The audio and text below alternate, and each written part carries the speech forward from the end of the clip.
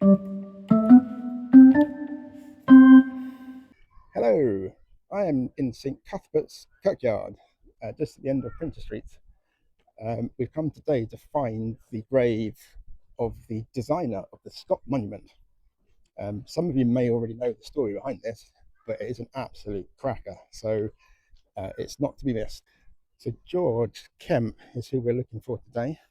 I will put his full name up on the screen, as I am not entirely sure how you pronounce it. So he designed the Scott Monument. Now, what is first of all really amazing is that he was a shepherd by trade, and it was actually only model making and designing things as a hobby.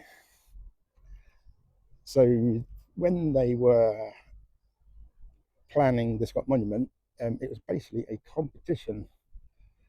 Oh, I found him already. Here we go. Here he is, George M. Kemp, right below the castle. It's a fantastic shot. Yes, so they had a competition to design the Scott Monument, and George entered into it. Now he didn't feel that he had the experience, so he actually entered under a alias of John Morvo. I'll put the spelling of that up as well. Um, yeah, and they got it narrowed down to 3 entries, one of which was George's, and they still couldn't decide. A little squirrel just watching us. Fantastic. Yes, he got down to the last 3. He then tweaked his design and re-entered it under his own name, and he won the competition. This upset quite a few architects because this guy was a shepherd with no experience. This is the first thing he ever did. Yeah, he won the competition, and then he also went on to become the clerk of work during construction. So he was responsible for building the thing as well. Right, let's have a look at the grave, and then we'll tell you about his unfortunate demise. So it's family grave. We've got George, his daughter and son, and the wife as well.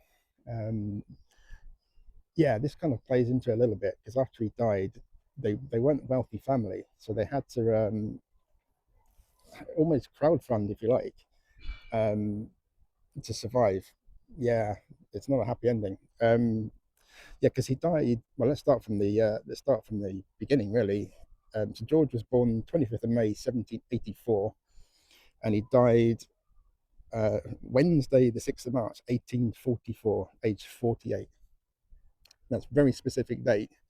You don't usually get the day of the week included, but on this occasion, so he'd been down to Fountain Bridge to talk to someone about the building of the monument. It hadn't been completed at this time, and on the way back from his meeting, he somehow fell into the canal, the Union Canal, and he drowned.